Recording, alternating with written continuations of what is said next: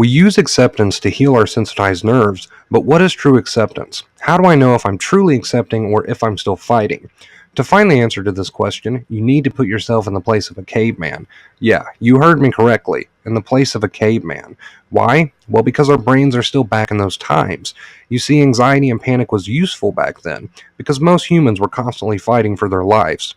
Whether they were protecting themselves against saber-toothed tigers or running away from woolly mammoths, most people back then were always in some sort of a life or death situation. Now fast forward to modern times and we live pretty comfortably. Most of us have never been in a life-threatening situation and probably never will be, but we still have anxiety. This is due to the fact that people are afraid of anxiety and panic itself now, and the brain doesn't realize that.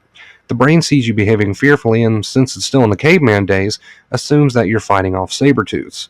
So to understand whether or not you're truly using acceptance, you need to look at how you behave as if you are a caveman, because as we just established, that's how the brain sees it. A good example would be, how did you behave last week when you were watching a movie on Netflix and that feeling of inner panic started to creep up on you? Did you jump up and do laps around the house? Did you get in the fetal position or start throwing punches at the wind? If you did anything that told the brain there was a threat to your life when there wasn't, then the brain believed you, and it took note of your experience and will make sure to keep your anxiety levels high in case you need protected again in the future. You see, when you break anxiety and panic down in caveman terms, it makes it much easier for you to understand whether or not you're truly using acceptance. Pacing around is not something you'd be doing if there wasn't a real danger. Getting all quiet and hiding under your blankets is not something you'd be doing if there was no threat. Sitting in the fetal position in the bathroom is not something you'd be doing if nothing was trying to kill you. See where I'm going with this? Yeah. Okay, I love examples, so let me give you another one. Let's say you're out shopping, everything is going okay, and then suddenly you start to experience some anxiety. This anxiety is your brain's way of saying, I'm here to help you.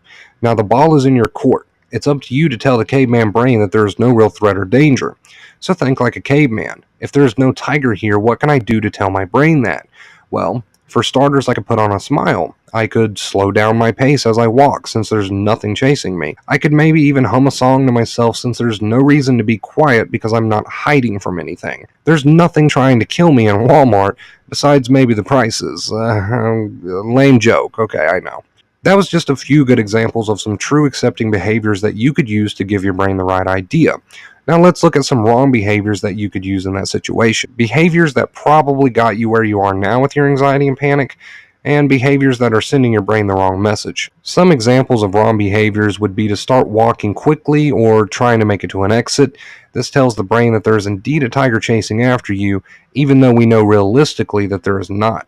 Another wrong behavior could be to go to the bathroom and hide in a stall until the anxiety and panic passes.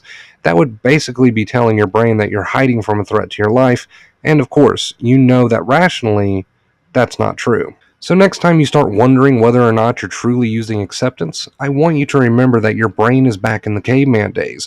There's no saber-toothed tigers or woolly mammoths in your bedroom, on the highway, or in the grocery store, but by behaving fearfully, you've told your brain that there is. Is it really that simple? It doesn't feel that simple. Well, guess what? It is. So start living by that simple truth, and it will be much easier for you to determine whether or not you're truly using acceptance.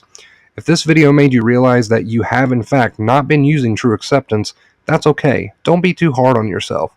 This journey is a learning process, and now you know. So start today.